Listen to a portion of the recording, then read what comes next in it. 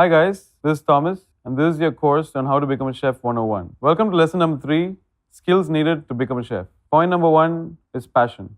To be a great chef, you need to be passionate about food, about cooking and about feeding people. My passion for food stemmed from growing up with my grandmom, learning how to cook from her. And over time, I started to love different aspects of food, not just eating it or cooking it, but also learning more about the history behind the food, different cuisines that have different styles and techniques of cooking.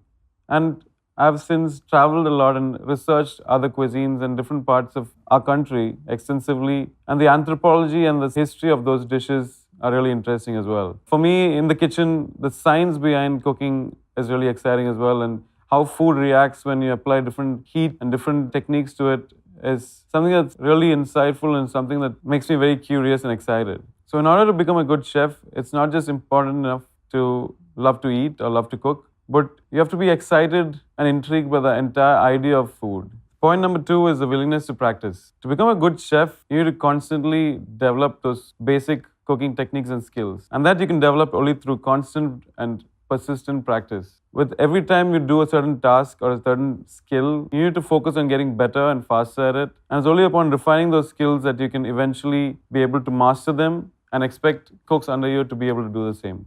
I, growing up, cooked a lot at home. I would get vegetables from the local market and just practice knife skills at home. And eventually, with whatever vegetables I was cutting, I would try and create dishes out of it. Over time, those knife cuts got better and better, and I got faster and faster at them. So when I eventually got out in the industry, I was one notch above everyone else in terms of those basic skills. So it might seem monotonous in the beginning, but it's very important to have the willingness to practice and get better and better every single day in order to become a great chef. Point number 3 is attention to detail. Let me give you an example. At the Bombay Canteen, we have a dish called the eggs Kejriwal. And this dish has been on our menu for the last 3 years. As a chef, I go in there and taste the chutney that's served on that Kejriwal every single day. And I make sure it tastes consistently the same and consistently delicious. Now, as a chef, I'm focusing on so many different things, but something as simple and basic as that single chutney and that single dish on our entire menu is really important to make sure the customer experience and the guest experience is still consistently good. So to become a chef, it's really important to focus on your attention to detail. The example I gave you is just one of many things you need to focus on. And as a chef, important to develop that skill in your day-to-day life as well. This particular skill is one of the most important in becoming a chef.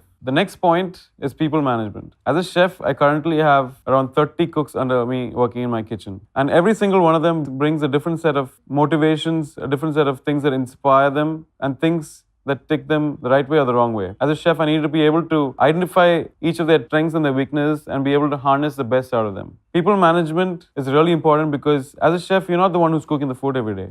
It's your cooks that are doing it for you. And you need to be able to make sure your cooks are happy because happy cooks create happy food. The next point is your ability to handle criticism. You must have seen those shows on TV where there's this really angry chef that's yelling at a really young cook. Now, not every kitchen is like that. In fact, I kind of build my kitchen to be nurturing and a positive environment as opposed to that. But those situations can and will arise. But when that does, you need to take it in the right spirit and not take it personally. Whenever a chef who's senior to you is trying to correct you in what you're doing wrong, understand that he's doing for your own good and realize that if you channel that criticism in the right way and work upon those skills, you can go a long way. As a young cook in New York, there was this one chef above me would constantly pick on me and tell me my work wasn't good enough. And I did everything in my power to get better and better, and until a point where that chef would then respect me and appreciate what I do.